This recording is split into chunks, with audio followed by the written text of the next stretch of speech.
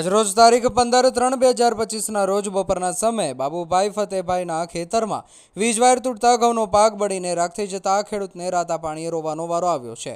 ખેડૂત જોડેથી મળતી માહિતી મુજબ અગાઉ વારંવાર વાયર બદલવા માટે જાણ કરેલ હોવા છતાં જીબીના અધિકારી કે કર્મચારી ઘોર નિંદ્રામાં રહીને ખેડૂતની રજૂઆત પર ધ્યાન આપેલ નહીં, જેને પગલે આજે ખેડૂતના પાકેલા ઘઉં બળીને રાખ થઈ જતા ખેડૂત પટેલ બાબુભાઈ ફતેભાઈ લાખો રૂપિયાનું નુકસાન વેઠવાનો વારો આવ્યો છે। તો ઉપરોક્ત બાબતની જાણ થતાં પ્રમુખ મહેશભાઈ ચાવડા, ઉપપ્રમુખ મયુરભાઈ પટેલ તથા મુકેશભાઈ બાબુભાઈ પટેલ સ્થળ પર દોડી આવ્યા હતા। ફાયર બ્રિગેડને જાણ થતાં સ્થળ પર દોડી આવી હતી।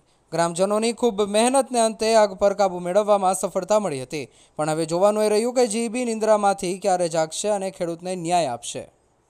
રિપોર્ટર ગૌરવ પટેલ, તલોદ, સાબરકાંઠા। મારું નામ પટેલ બાબુભાઈ ફતાભાઈ।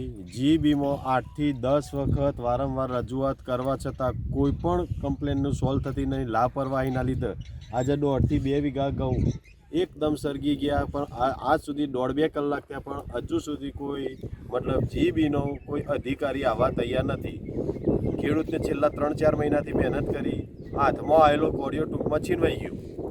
આવી લાપરવાહી તો આ ગામમાં લગભગ 10 થી 15 જગ્યાએ આ રીતના તાર લબડેલા જ રહેશે અને આ રીતના ઘઉં બળવાની શક્યતાઓ છે। જે તે પણ જવાબદારી રહેશે એ જી બોર્ડની રહેશે।